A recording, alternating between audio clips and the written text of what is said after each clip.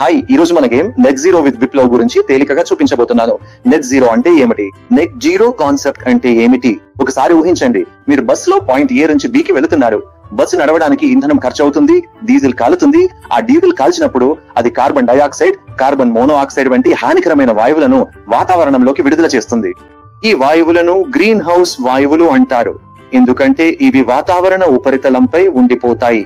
అవి global warming, వాతావరణ మార్పు మరియు వాటితో సంబంధం ఉన్న అన్ని సమస్యలకు కారణమవుతాయి. మీరు చేసిన ప్రయాణం వల్ల విడుదలయ్యే వాయువుల పరిమాణం మీ కార్బన్ ఫుట్ ప్రింట్ కు కారణమవుతుంది. దాన్ని మీ కార్బన్ ఫుట్ ప్రింట్ అంటారు. ఇప్పుడు ఈ కార్బన్ ఫుట్ ప్రింట్ ప్రభావాన్ని ఎలా తగ్గించాలి, లేదా ఈ వాయువులను విడుదల కాకుండా ఎలా ఉండాలి? అది సాధ్యపడదు, ఎందుకంటే మీరు పని కోసం లేదా ఇతర అవసరాల కోసం పాయింట్ ఏ నుండి పాయింట్ కి ప్రయాణించాల్సి వస్తుంది. కాబట్టి మీరు చేయగలిగేది మరిన్ని చెట్లు నాటడం. అవి ఆ కార్బన్ డయాక్సైడ్ ను సూచించి మీ ప్రయాణం లేదా మీ గ్రీన్ హౌస్ వాయు ఉద్గారాల ప్రభావాన్ని తగ్గించడమే. మీరు చెట్లు నాటడం వంటి సరిపడిన పద్ధతులను అమలు చేస్తే మీరు విడుదల చేసే కార్బన్ డయాక్సైడ్ సమానమైన వాయువులను అవి శోషిస్తే, అంటే మీ కార్బన్ ఫుట్ ప్రింట్ 0 అయినట్లే. ఎందుకంటే మీ కార్యకలాపాల ద్వారా మీరు 100 మెట్రిక్ టన్నుల కార్బన్ డయాక్సైడ్ ను విడుదల చేస్తే, కానీ మీరు 100 మెట్రిక్ టన్నుల కార్బన్ డయాక్సైడ్ ను శోషించగలిగేంత చెట్లు నాటితే, అంటే మీరు నెట్ జీరోని సాధించినట్లే. ఇప్పుడు నెట్ జీరోని సాధించడానికి వివిధ మార్గాలు ఉన్నాయి, మరియు మా గేమ్ ద్వారా ఈ పద్ధతులు మనకు ఏమి అందుబాటులో ఉన్నాయో వాటిని ఉపయోగించడం వల్ల కలిగే లాభాలు ఏమిటో మీకు అర్థమయ్యేలా సహాయపడతాము. మా వద్ద నెట్ జీరో గేమ్ కు వేరియంట్లున్నాయి, అందువల్ల మేము నెట్ జీరో గేమ్ ను రూపొందించాము. ఇది మీకు సోలార్ ఎనర్జీ, వర్షపు నీటి సంరక్షణ, ఎనర్జీ ఎఫిషియెంట్ లైట్ల వాడకం లాభాలు, వ్యర్థాల నిర్వహణ, సహజ పురుగుమందుల వాడకం వంటి విషయాలను అర్థం చేసుకోవడంలో సహాయపడుతుంది. ఈ వేరియంట్లన్నింటికీ గేమ్ ఆడే విధానం ఎక్కువగా ఒకేలా ఉంటుంది. ఇప్పుడు ఆ విధానం ఏమిటో నేను మీకు త్వరగా వివరించబోతున్నాను. ఇప్పుడు మీరు చూడగలిగినట్లుగా మన బాక్స్ లో మనకు ఒక మంచి ఉపయోగకరమైన చార్ట్ ఉంది. ఇది గేమ్ ఎలా ఆడాలో అన్ని నియమాలు మరియు నిబంధనలను వివరంగా చూపిస్తుంది. మనకిది అవసరం లేదు, ఎందుకంటే నేను మీకు గేమ్ ఎలా ఆడాలో వివరించబోతున్నాను.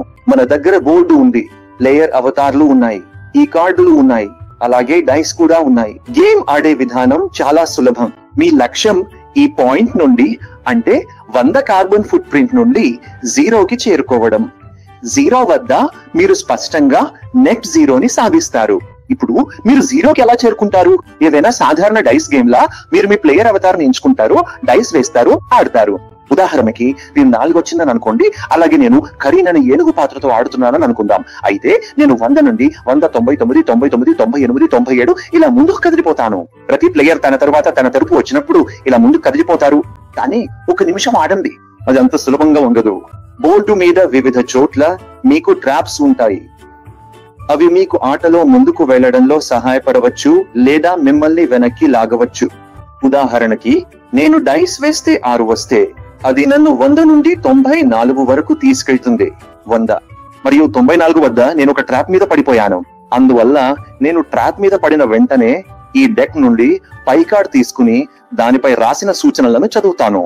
ఉదాహరణకి ఇక్కడ ఫర్టిలైజర్ అని ఉంది, అంటే మీరు మీ పార్టీకి వాడిన డిస్పోజబుల్ పేపర్ ప్లేట్లు, స్పూన్లను కంపోస్ట్ చేశారన్నమాట.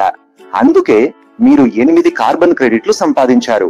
నేను 8 కార్బన్ క్రెడిట్లు సంపాదిస్తే, అంటే నేను ఉన్న చోట నుంచి 8 అడుగుల ముందుకు కదిలిపోతాను. అందువల్ల 94 నుంచి నేను ముందుకు వెళ్లి 86 వద్దకు చేరుకుంటాను.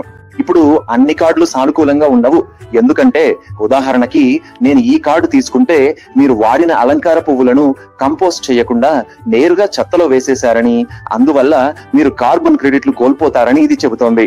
ఇప్పుడు మీరు ఈ ఆట ఆడుతున్నప్పుడు మీరు ఎంచుకునే కార్డుల వల్ల మీ చర్యల ప్రభావాన్ని మీరు అర్థం చేసుకోవచ్చు. ఉదాహరణకి ఒక పార్టీ సమయంలో లేదా తర్వాత మనం వాడిన ప్లేట్లను అవి ఎక్కడికి వెళ్తాయో, అవి ఎలా మురికి కుప్పలను నింపుతాయో, చివరికి గ్లోబల్ వార్మింగ్ కు ఎలా దారితీస్తాయో అర్థం చేసుకోకుండా నేరుగా పారేసేస్తాం. నెట్ జీరో విత్ విప్లవ్ మన చర్యల ఫలితాలను అర్థం చేసుకోవడంలో, అలాగే మనం ఎలా మరింత సమాచారం ఆధారంగా నిర్ణయాలు తీసుకుని మనల్ని మరియు మన చుట్టూ ఉన్న ప్రపంచాన్ని మరింత సుస్థిర జీవన శైలికి తీసుకెళ్లాలో సహాయపడుతుంది.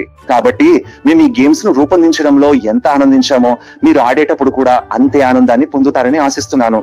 ఇంకా మీరు ఆడుతూ నెట్ జీరో గురించి నేర్చుకునేలా ఎన్నో కొత్త వేరియంట్లు త్వరలో వస్తున్నాయి. వాటిని మీరు నిజంగా ఆస్వాదిస్తారు.